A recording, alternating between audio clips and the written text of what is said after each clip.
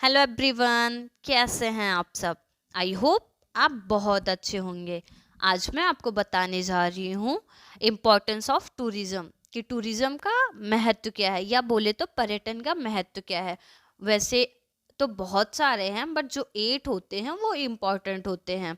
अगर आप इस चैनल पे नए हैं तो चैनल को लाइक करें, शेयर करें और सब्सक्राइब करें।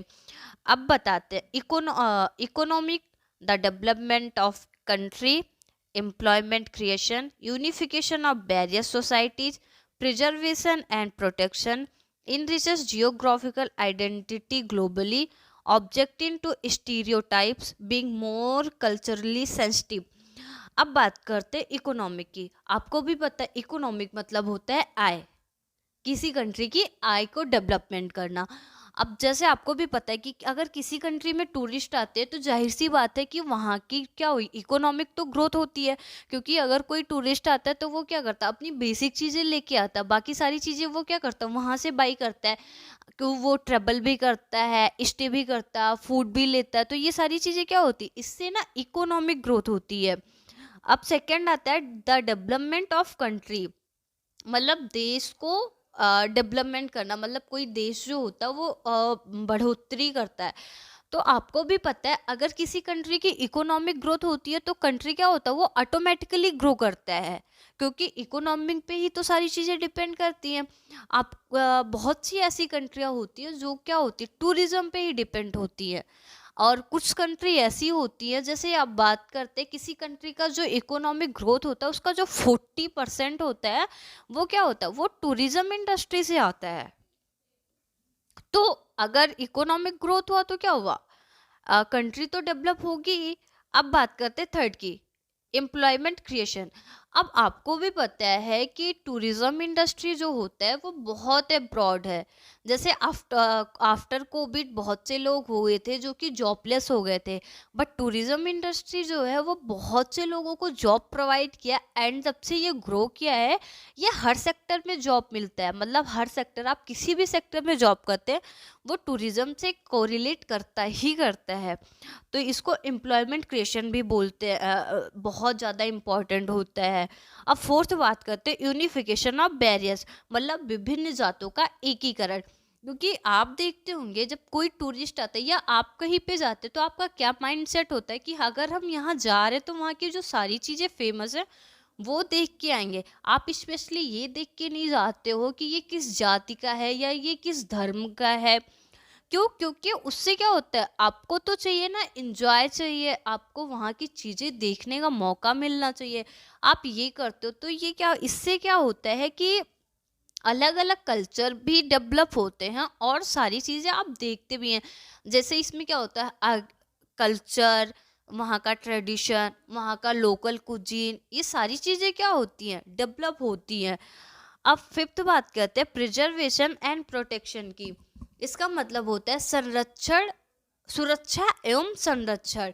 जैसे कि इसमें बात कर सकते हैं आप, बहुत मंदिर हो गए, कोई हिस्टोरिकल प्लेस हो गई, इसको क्या करती है, इसको गवर्नमेंट बाई कर लेती है, मतलब इसको गवर्नमेंट अपने अंडर ले लेती है और वहाँ की सारी देख रेख जो होती है वो गवर्नमेंट के थ्रू होती है। गवर्नमेंट उसका बेसिकली ध्यान रखता है कि इस पे मतलब कोई नुकसान ना हो टूरिस्ट के द्वारा या वहाँ के लोकल पर्सन के द्वारा। जैसे बात करते हैं आप जल महल की, तो जल महल क्या है, वो गवर्नमेंट के अंदर है। जो गवर्नमेंट होती है उसका देख रेख करती है, उससे क्या होता है, उनकी इकोनॉमिक ग्रोथ होती है। बहुत से लोग होते हैं जो कि बस जल महल को देखने आते हैं। अब सिक्स बात करते हैं इन रिचेस जियोग्राफिकल आइडेंटिटी ग्लोबली, विश्व स्तर पर भौगोलिक पहचान को समृद्ध करना। इसका मतलब होता है कि कोई टूरिस्ट आता है, वो अपनी पिक क्लिक करता है वहाँ के विभिन्न विभिन्न, मतलब जितनी जगह पे वो गया है वो सारी चीज़ों को क्या करता है, पिक क्लिक करता है। आफ्टर वेकेशन, मतलब जब यहाँ से अपनी छुट्टियाँ ख़त्म करके जाता है, जब उसको फ्री टाइम होता है वो क्या करता है, उन सारी चीज़ों को देखता है। वो अपने बीते हुए पलों को, मतलब जो वो टाइम वहाँ पे स्पेंड करके गया है उन चीज़ों को वो याद करता है और वो क्या करता है, फीडबैक देता है। जैसे फीडबैक अपने 10 लोगों के साथ बैठा वो फीडबैक देता है। अगर उसने 10 को बताया तो 10 में से नहीं तो 2 तो आएंगे ही आएंगे टूरिस्ट बन के। और ये जो होता है ये मोस्ट इम्पॉर्टेंट फॉरेनर टूरिस्ट के लिए होता है, क्योंकि फॉरेनर टूरिस्ट को जो होते हैं वो फीडबैक पे ज़्यादा ध्यान देते हैं, क्योंकि फॉरेनर टूरिस्ट सर्च तो करते हैं बट जो उनको फीडबैक मिलता है वो ज़्यादा इफेक्ट डालता है। अब 7 बात करते हैं ऑब्जेक्टिंग टू स्टीरियोटाइप, रूढ़वादिता पर आपत्ति। इसका मतलब होता है कि आप किन्हीं चीज़ों को, जैसे जो अलग अलग रूढ़वादिता होती है, जैसे मतलब आप ऐसे समझ सकते हो, जब आप किसी नए जगह जाते हो तो उससे क्या होता है, आपको वहाँ की अलग अलग चीज़ों को सीखने का मौका मिलता है। जैसे वहाँ की अलग रीति रिवाज, अलग वहाँ का खाना या लोकल कुजीन बोल सकते हैं आप, वहाँ की लोकल लैंग्वेज जो होती है। तो क्या होता है जब आप, ये क्या होता है, ये रूढ़वादिता जो होती है, जैसे बोल सकते हैं आप अलग अलग जगह से ज़्यादा ऑब्जर्वेशन आपको मिलता है।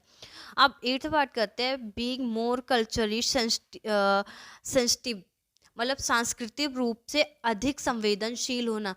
जब आप कहीं पे जाते हो तो जो अलग अलग लोग होते हैं, जैसे अलग अलग धर्म के लोग होते हैं, तो क्या होता है उनके अपने अलग अलग रूल होते हैं।